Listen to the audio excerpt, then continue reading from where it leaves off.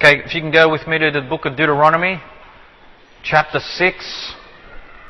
The book of Deuteronomy, chapter 6. Today I'm continuing on my series on the Trinity verses. If you're not aware, please visit our website. Please listen to the first two in the series. We looked at Genesis chapter 1 verse 1 2 weeks ago, and last week we looked at Genesis chapter 1 verse 26.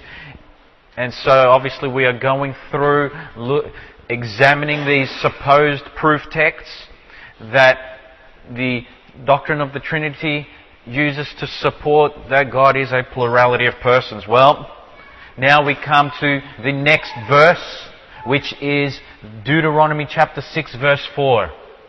Okay, let's begin reading from Deuteronomy chapter 6 verse 4. Hear, O Israel, the Lord our God, the Lord is one. We don't need to proceed any further. This is the verse in view. In the Hebrew it reads, Shema Israel, Yahweh Eloheinu, Yahweh Echad. Or in the Greek, it's Aku Israel, Kyrios o Theos Simon, Kyrios is Estin. What I'm going to do now is take you through some word studies. Number one, the first word I want you to view is the word Yahweh. Okay, now obviously some of you would know that with the later copies of the original Hebrew they changed that to Adonai, but in the original Hebraic manuscripts it's the word Yahweh, which is the proper or the sacred name of God. It means the one who is absolute, the unchangeable one, the eternally existent one. This is the proper name for God, Yahweh. It's a singular or a proper noun. The equivalent of the word Lord there in the Greek is that word Kyrios. That is the Hebraic equivalent of the word Adonai. So whenever you hear of the word Adonai, the Greek equivalent is the word Kyrios. The word Kyrios means Lord, Master, Ruler, or Owner. It's derived from the word suggesting someone who is strong or authoritative. That is what the word Kyrios means. Then the next word I want you to focus is on the word one, which is where we're going to spend, I guess, the remainder of our teaching on. The word one there is obviously, as you would know, the Hebrew word echad. The word echad means one, single, or first. And for those that don't know, the word one, or the word echad, is a singular, cardinal, absolute. Now if you're scratching your head wondering what does that mean, I'll give you some definitions on that in a moment. The Greek equivalent of the word echad is the word is, for those that are Greek speaking. The word is means one in contrast to more than one. That's what the word is means.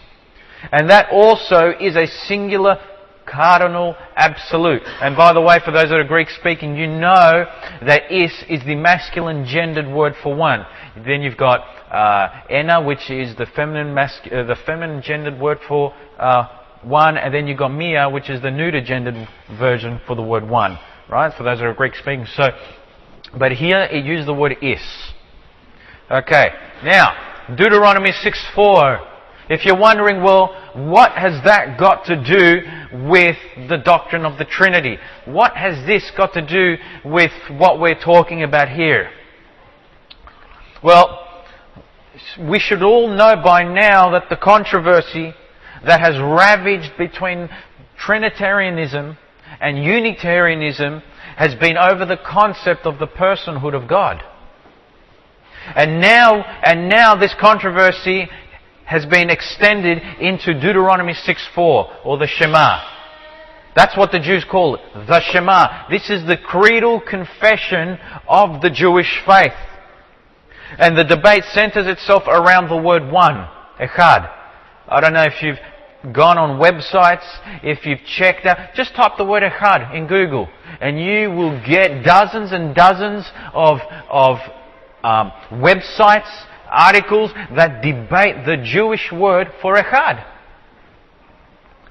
Now, Trinitarianism maintains, this is the definition or the belief of Trinitarianism, and that is that the word echad conveys a compound unity. Have you heard of this?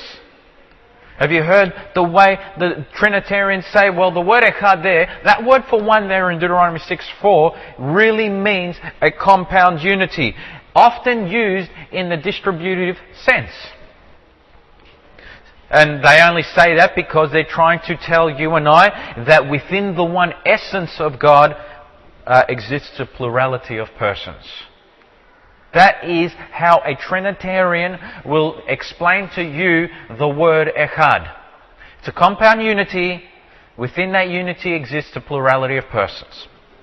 Hence, they understand this God in Deuteronomy 6:4 as a uniplural deity. Have you heard of that term, uniplural? That's what Trinitarians assert. Unitarianism obviously rejects this idea. It argues that the word echad is strictly a numerical absolute, highlighting the fact that God is indeed a single being, hence a unipersonal deity. Now, what we're trying to understand is what indeed does the word echad mean? Does the doctrine of the Trinity lend itself credit to that definition, that echad really means a compound unity? Or does it lend itself to the idea that echad does not mean compound unity, but rather strictly a numerical absolute, a numerical value of one? What does it mean? How are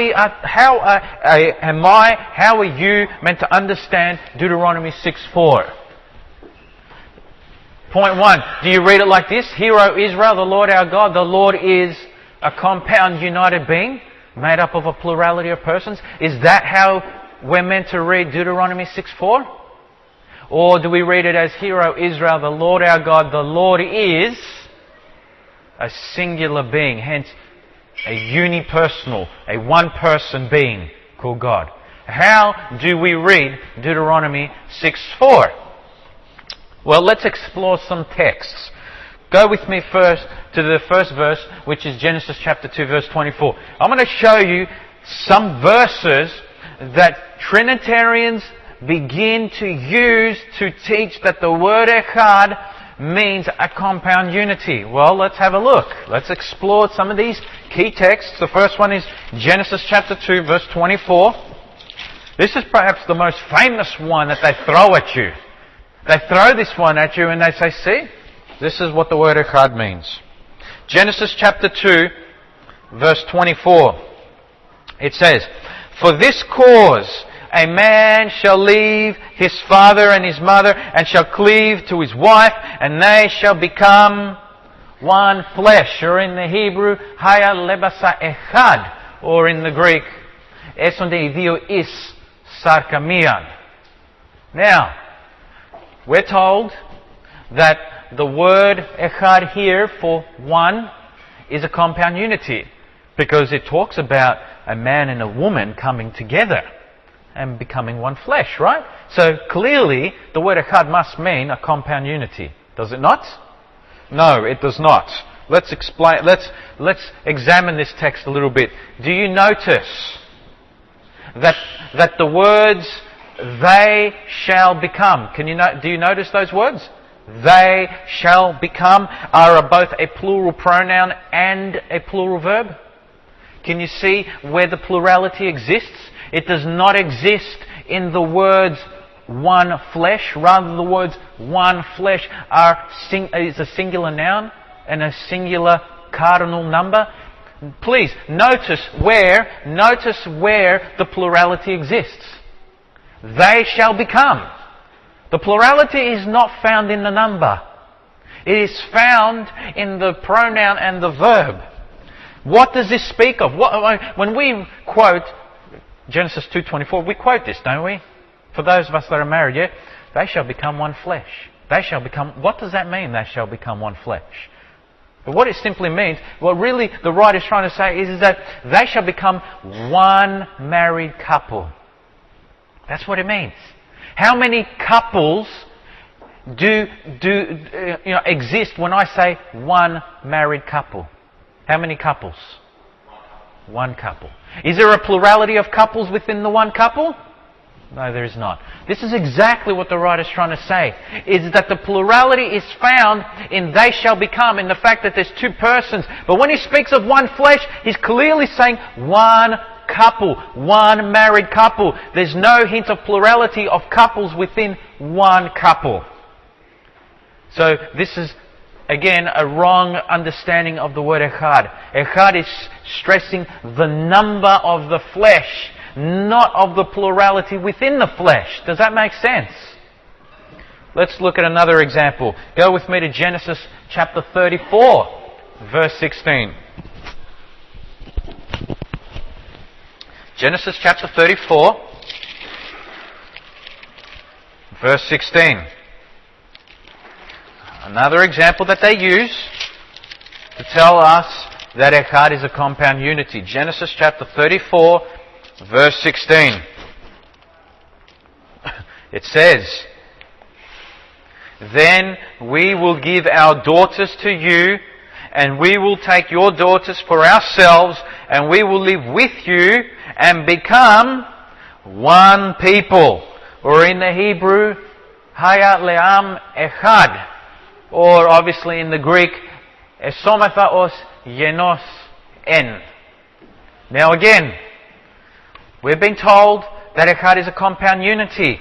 Please notice though, even in this example, the trend continues like you see in Genesis 2:24. We will become is a plural pronoun and verb. Do you see that? We will become is again a plural pronoun and a plural verb. Where does the plurality exist? It exists not in the word one, but it exists in the we will become. And then let's take it one step further. Look at the word people. The word people is a collective noun. It's not a singular noun. It doesn't stress singularity. It stresses, collectivity. It's that word that stresses compound. The word people. It's a collective noun. So where again do you notice the plurality existing? Does it exist in the word one or echad? Or does it exist in the words we will become and words like people? Where does the plurality exist? It does not exist in the word one. It exists in the words we will become and the word people. I mean, folks, this is talking about becoming one nation. Right? How many nations, if I say to you, we are one nation, how many nations is it? It's one nation. Are there nations, a plurality of nations existing in one nation? No. So the plurality does not come from the word one. It comes from things like people. It comes from things like we will become. Let's look at another example. Go with me to Exodus chapter 26. Exodus chapter 26.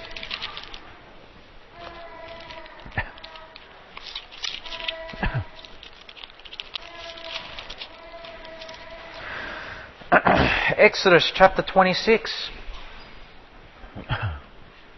Read with me from verse 6. It says, "And you shall make 50 clasps of gold, and join the curtains to one another with the clasps, that the tabernacle may be a unit." Now, obviously, in the Hebrew, it's Hamimiskan Echad, or in the Greek, Iskini Mia. That word unit really is echad, which really means one. It's meant to draw our minds to the idea that by clamping together the curtains, we are creating one tabernacle, is essentially what God is telling Moses. Yeah? Join together the curtains, we end up making a tabernacle. Here's another verse that go, okay, see? The tabernacle is a compound unity. Right? But again, let's examine the text. Do you notice though it's not actually on the slide here. Look at it in the Bible here. Have you noticed though that the plurality exists in words like curtains, Clasps? Can you see where the plurality exists? It does not exist in the word one tabernacle. When we say one tabernacle, how many tabernacles were there? One tabernacle. Does the word one tabernacle tell you that there is a plurality within it? No, it doesn't. The plurality is derived from words like curtains, clasps, because that's where the plurality exists. Not the word one tabernacle, not the word echad. That word clearly stresses that there is one tabernacle there. If I read echad, I don't understand that there's a compound unity within that subject or within that noun. Look at another example. Numbers. Go with me to Numbers 13.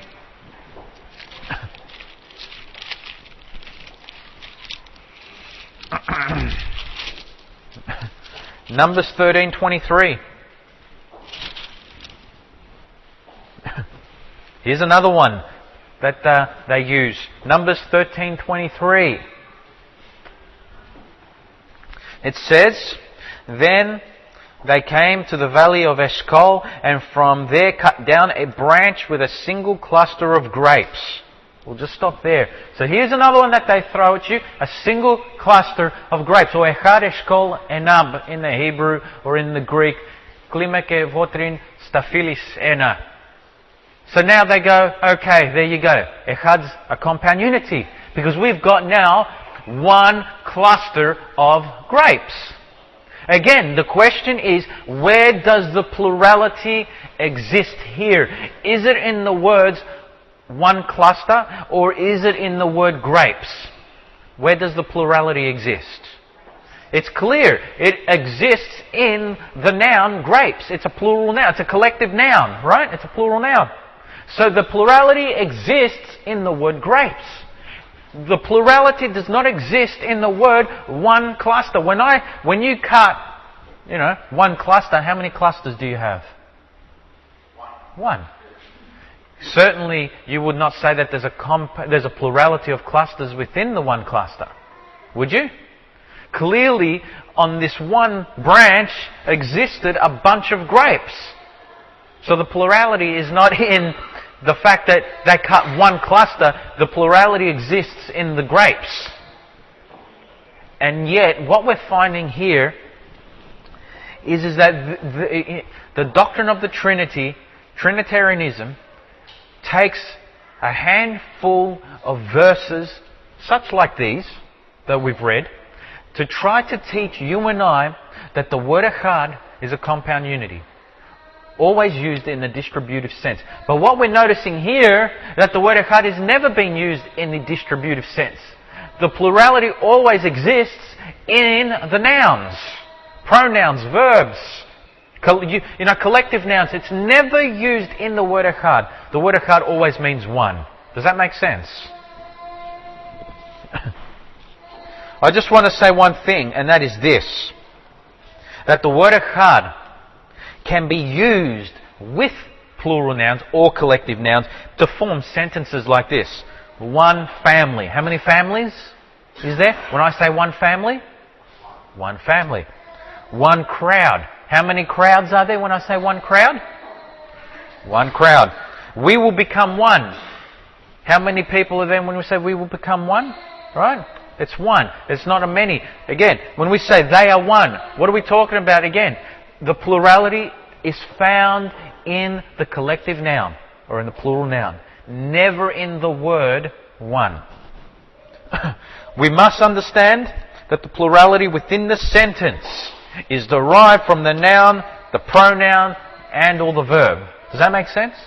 It is wrong to say that the word echad stresses a compound unity. The word echad, or is, equivalent, is a singular cardinal absolute.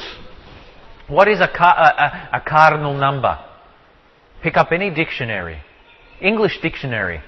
World English Dictionary defines the word cardinal number as a number denoting quantity.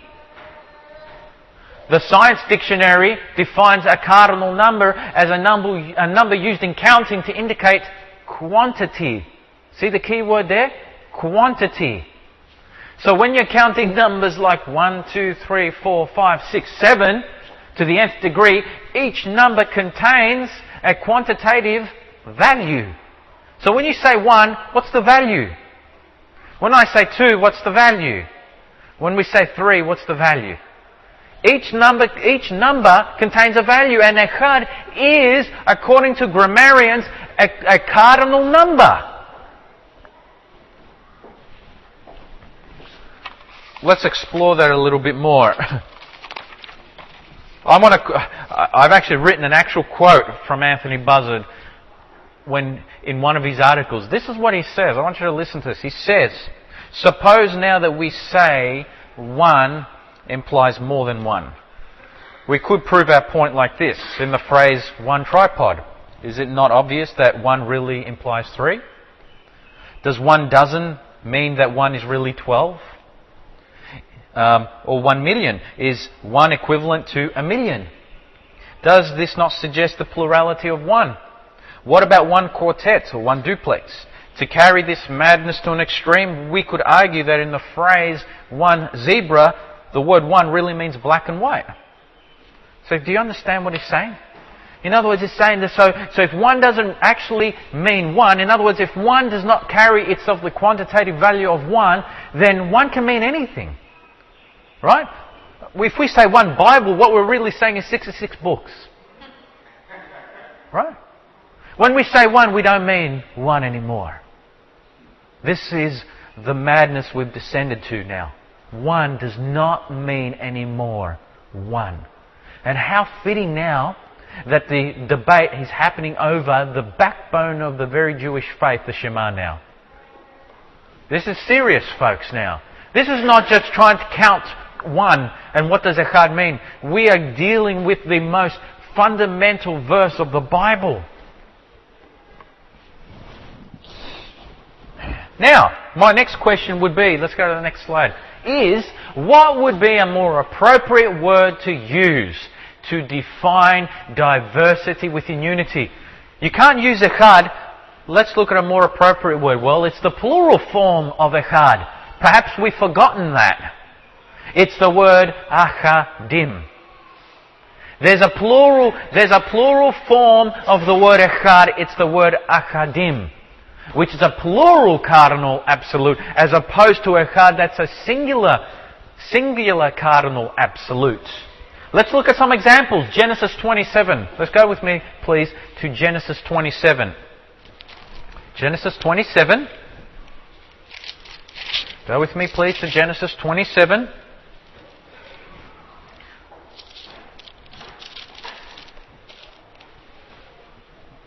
Genesis chapter 27, verse 44. Look what it says. And stay with him a few days until your brother's fury subsides. Go with me also to Genesis 29. A bit over to the right. Genesis 29, verse 20. Genesis 29:20, it says, so Jacob served 7 years for Rachel, and they seemed to him but a few days because of his love for her. Have you noticed in both those verses the words a few days, or in the Hebrew, keyamim achadim? The word a few in English is the word achadim, the plural form of the word echad. Now, what do you think the writer is actually trying to say in Genesis 27:44 and Genesis 29:20? I find it striking that the plural form of echad, achadim, is used in conjunction with the word days, which is a plural noun. The writer is speaking about a long time period. When we talk about several days, what are we talking about? A long period of time. How many periods of time?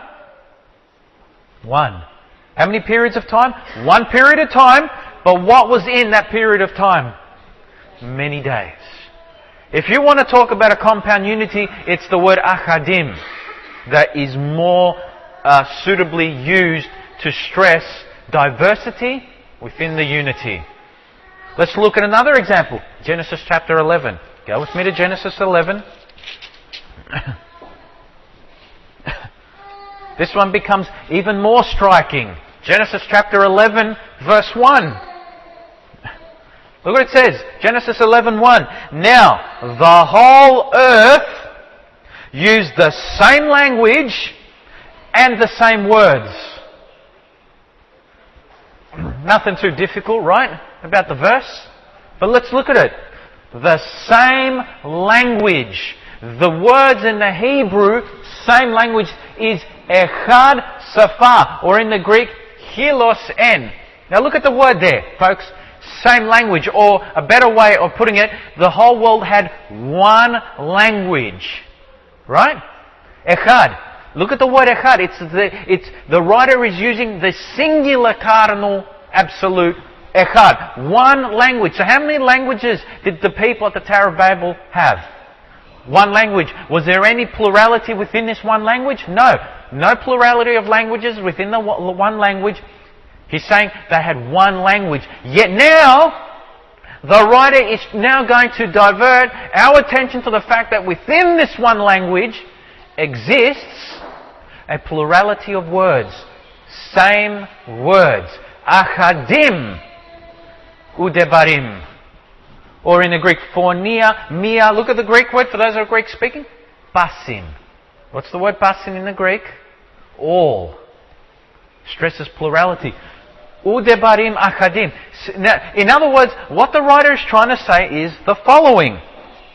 Is that he wants to bring our attention to the fact that these people at the Tower of Babel had one language. And yet, within this one language appears the plurality of many words, which we would today indicate one vocabulary. Does that make sense? So within this one language exists, when we say many words, we're talking about one vocabulary. So when I say to you, one vocabulary, isn't it clear that that is indeed a compound unity? That's what the word achadim udebarim means. Within this one language, everyone spoke the same words. Everyone had the same vocabulary. Does that make sense? I find it very striking. This one verse, the writer was able to distinguish to you and I the use of the word echad from the word achadim. There's no plurality when he says one language, but when he says same words, there's the plurality. And there is the compound unity that exists in the words, in the phrase, same words. Let's recap on our next slide. Echad is a singular cardinal absolute. It is invariably connected with singular nouns and sometimes collective nouns. It expresses, this is the word echad, folks, it expresses the numerical quantitative value of one towards the noun. And it contains no hint of plurality within it. That's the word echad. Whereas, on the other hand, achadim, which is the plural cardinal absolute, it's always invariably connected with plural nouns. You will never find achadim connected with a singular noun. And it expresses either the plurality of nouns and or the diversity within a unity of that noun. So if I want to talk about a compound unity, the writers would use achadim over echad. Does that make sense? And the word achadim does contain plurality within it. So, let's explore some more text. Go with me to Isaiah 51. Go with me to Isaiah 51. What's my next slide? We'll leave that there for now. Isaiah 51. Isaiah 51, please.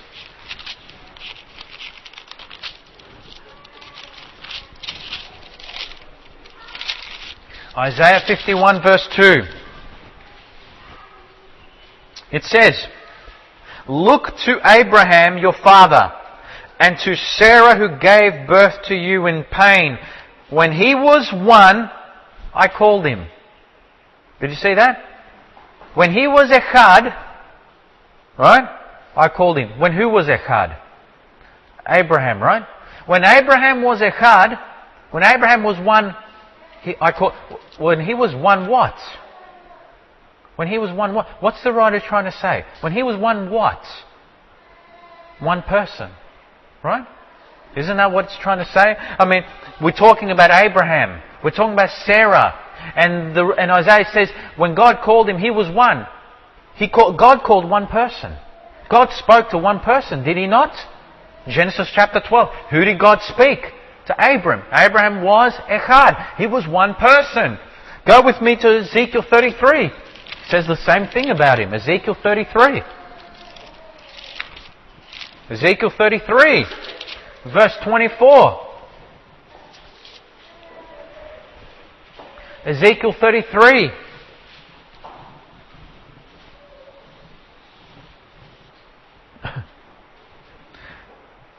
Ezekiel 33 verse 24. Son of man, they who live in these waste places in the land of Israel are saying, Abraham was only one, yet he possessed the land. Abraham was only Echad. Again, how many is Abraham? When we say Abraham was Echad, how many was he? One what? One person. Let's look at other examples. Genesis chapter 2. Genesis chapter 2.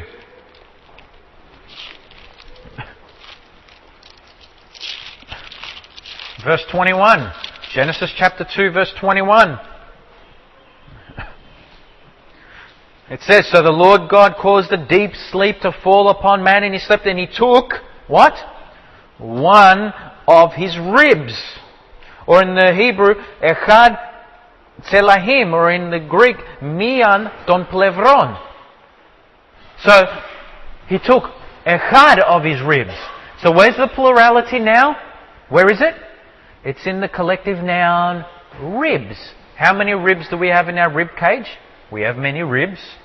God took how many? He took one. Did he take a compound unity of ribs out of him? He took one rib. Go with me to Genesis 21. Genesis 21.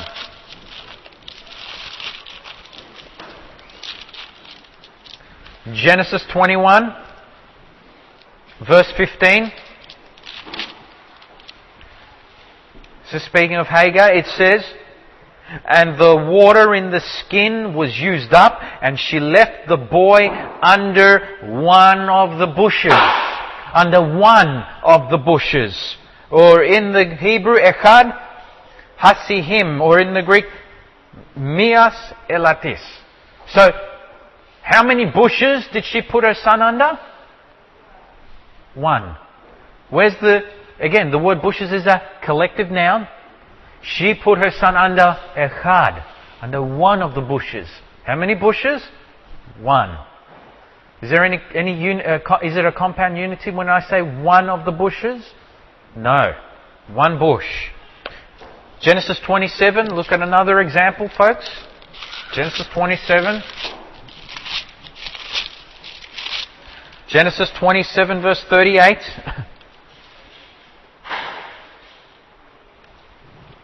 Genesis 27 verse 38. Obviously, this is the story where Jacob received the blessing of his father, not Esau. And Esau said to his father, do you have only one blessing, my father? Or in the Hebrew, Echad Baraka, or Evlogia Mia in the Greek. How many blessings did Isaac have? He had Echad. So how many blessings did he give out? He only gave one, and that was to Jacob. And now Esau's coming and going, is that it? You don't have more than one? What is Echad stressing to us? That it's quantitatively in value of one, not a compound unity. So you see, these are some examples that indicate that the plurality exists in the collective noun.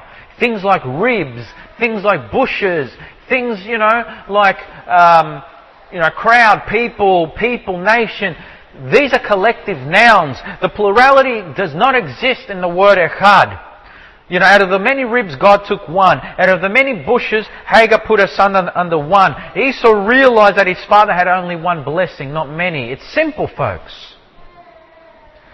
It is wrong. This is a rule. It is wrong to draw the plurality out of the collective noun and to insert it back into the number.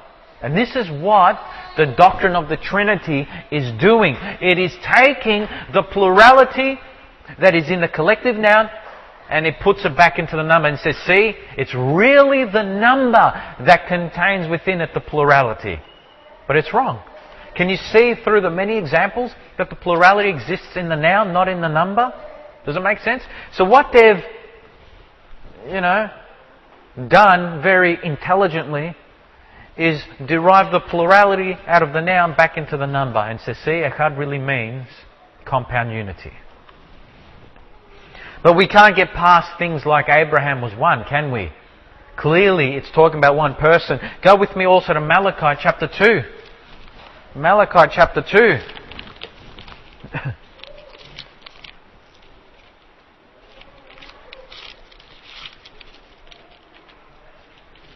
Malachi chapter 2.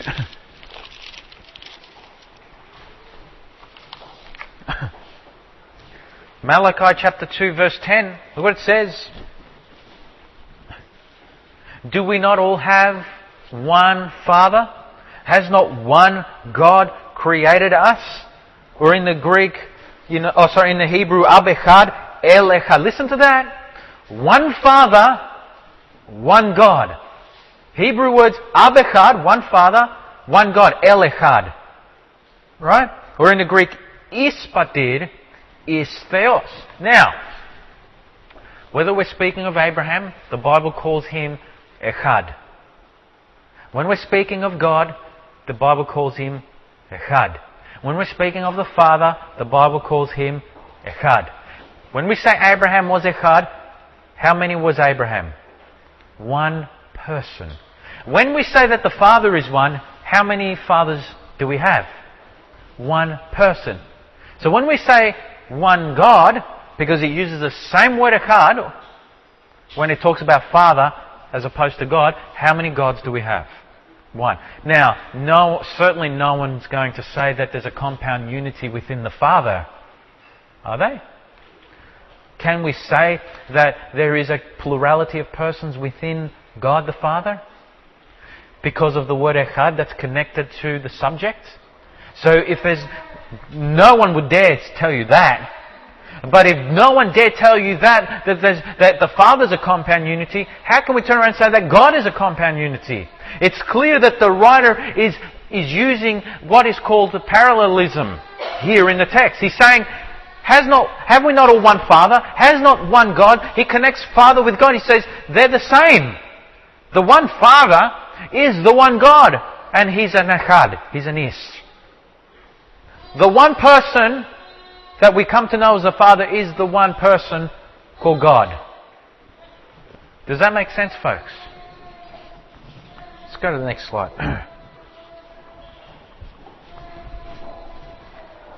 So, if the Father is one person because of the use of the word Echad, then the same can be said of the one God. He's a unipersonal God. So, let's go to the next one, please. So let's revisit now the Deuteronomy 6:4. Let's revisit the Shema. Because up until this point, we have understood the usage of the word Echad. We've come to understand that Echad is quantitative in value. It strictly means a numerical one. Let's go back and revisit the Shema now. Hear, O Israel, the Lord our God, the Lord is one. Or Shema Israel, Yahweh Eloheinu, Yahweh Echad. O Aku Israel, Kyrios o Theos Simon, Kyrios is Estin. Let's look at the grammar a little bit closely. Yahweh is a singular noun. Echad is a singular cardinal absolute. It's completely identical in the Greek. Kyrios is a singular noun. Is a singular cardinal absolute. Do you see any plurality here? Grammatically speaking, do you see any form of plurality here in these words? There is none whatsoever. Now, what does this text speak of? Well, let's look at this. The text speaks of the Israelite God, right? Whose name is Yahweh. Remember, Yahweh is God's name. This is God's name, the sacred name of God. And this creedal statement was the backbone of the Jewish faith, which some of you would know would be recited daily. One in the morning, one in the evening. As a matter of fact, even the very last words to any faithful Jew before he died was the reciting of the Shema. Their very last breath that they would take before they died was the Shema. This creed stressed absolute belief in the one God. It was such a strong expression of monotheism, especially when they were surrounded by pagan polytheistic nations. God drummed it in. This is it. This is the backbone of your faith. And they would fiercely recite it daily, even unto death. As a matter of fact, one article that I read said that the Shema became the password by which one Jew was able to recognize another throughout the four corners of the globe. It became the password to every Jew. When they would meet a Jew in some distant land, the first thing was, tell me, let me test your Judaism out. What's the greatest commandment? That's what they did to Jesus. Let me test the Jewishness of his faith. This became the password. This became the barometer of whether you were a monotheist or not. So, the Hebrew word echad became to be known as the Greek equivalent of is. And the Greek equivalent is stressed the same thing. It was the cardinal, singular cardinal absolute. Let's look at some other usages here of the word now is in the Greek, to see how it's the Hebrew equivalent, echad. Go with me to Mark chapter 12. Mark chapter 12. Mark chapter 12, verse 29. Again, the Shema became the password for every Jew, so now Jesus has been put to the test. The scribe comes along and says, well, let's see how Jewish Jesus is. Let's see whether the backbone of his faith is the same as ours. Mark chapter 12, verse 29. Because Jesus, they asked him, what commandment is the foremost of all? What's the most important commandment? What is the backbone of, what is the creedal statement of your faith? Tell me, what is central to your belief? Jesus says, verse 29, the foremost is, Hear, O Israel, the Lord our God is one Lord. Or in the Greek, Kyrios is estin. What was most important to Jesus? The fact that he believed in the one God. That was most central to him. He said the foremost is this. In other words, I agree with what is the backbone of our faith. What is the most creedal, vital, most important, all-encompassing commandment? This is it for me as well. Because obviously later on in the text, the scribe says, oh, well, we agree. I agree with you. Right? And do you see that word is there? For one there? One Lord? Kyrios is? That's the Hebrew equivalent, echad. Go with me to 1 Corinthians 8. 1 Corinthians 8.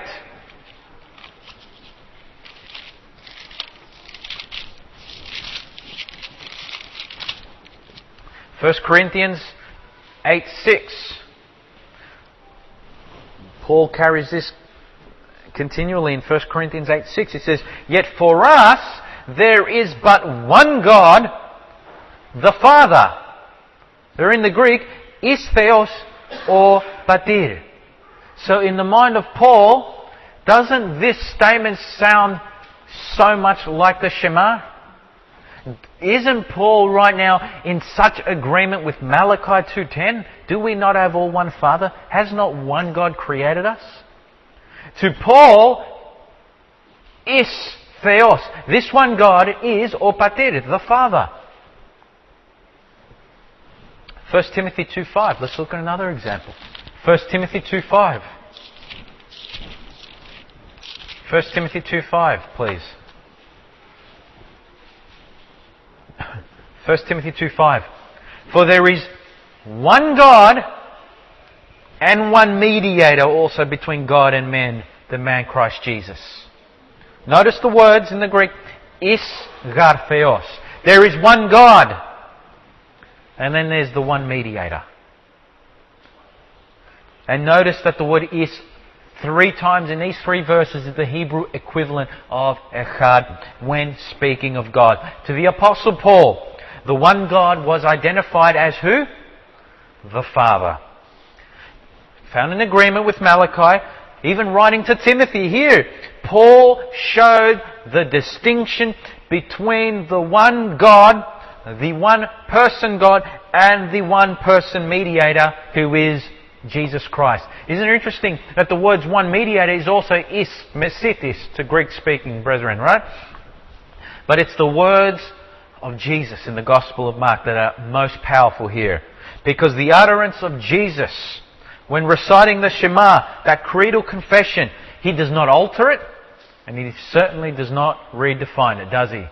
Jesus leaves it as is. The scribe comes to Him and says, what is it? And Jesus says, it's as has been long written, that our God, our Yahweh God is, the one God. He doesn't alter it. He doesn't redefine it.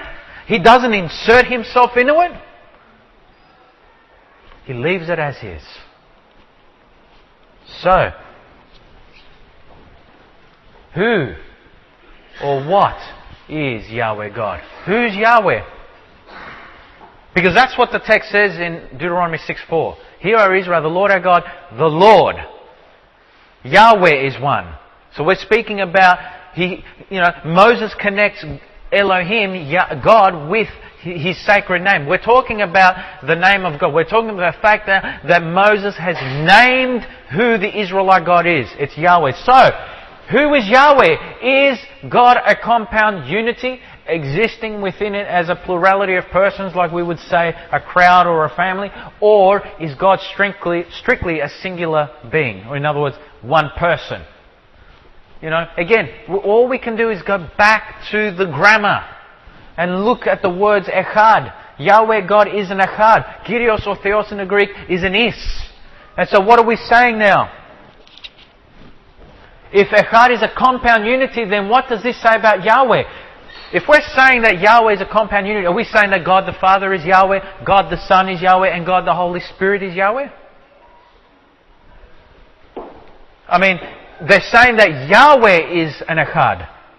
Right? That's what the text says. The Lord is one. Yahweh is an echad. And if echad means a compound unity, then we are saying that every person that exists within Yahweh is also a Yahweh. Now, if we go back to the doctrine of the Trinity, and we're saying God the Father, God the Son, God the Holy Spirit, they all three must be now Yahweh, right? Or, and it's the same doctrinal model that tells us no, but there's no 3 gods, there's only one God, there's no 3 Yahwehs, only one Yahweh. But if there's a plurality of persons within Yahweh, then each of them must be Yahweh, right? Or, is it this? If echad is a numerical absolute, stressing singularity in being and person, what does this now say about Yahweh? God the Father is Yahweh? No one else is Yahweh. Which one is more accurate, folks? Tell me. According to the usage of echad from Genesis to Malachi, the use of is from Matthew to Revelation, who is Yahweh? Is it all 3 members of the Trinity, or is it the one person which the Bible defines as Father? Who is it? Jesus, in His quotation in Mark 12:29, seemed to identify His Father as Yahweh, or Echad and Is, to the exclusion of Himself. Remember what it says in Isaiah 45 verses 5, 6 and 21? God says, I am Yahweh, there is no other. Does that make sense, folks? So, let's conclude now. This is what I say. In the minds of both the Old and the New Testament writers, they considered Yahweh, their God, as one, or more exactly as one person. namely the Father, who is the creator of us all, according to Malachi. The Jewish creedal confession was put in place to safeguard against polytheism, or, as I would call it today, pluriform monotheism. It's just an intelligent way of masquerading polytheism, which a lot of people wouldn't like me saying.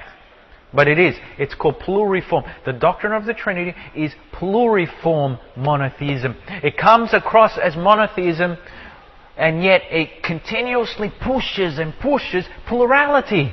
And I have to wonder how much monotheism that is. The Shema was put in place to separate God's people as worshippers of the one true God in the midst of pagan polytheists.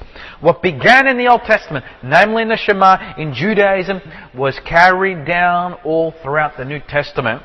Jesus did not alter it, nor did the first church. It seems the New Testament data points to the remarkable fact that Jesus, Paul, Peter, John, and company held a monotheistic, or more expressly, a Unitarian view of God. It is dangerously wrong to alter the meaning of the word echad to make it sound like a compound unity. This idea is not agreeable within the parameters of the Scriptures. The Trinitarian model fails to assert that the word echad does not mean strictly numerical one, but a collective unity. It's wrong. Words like echad and is lend itself powerfully to the fact that they carry the numerical, quantitative value of one. Any plurality will invariably be derived from the subjective noun, not the cardinal number. That's a rule. That has to be a rule in the Bible.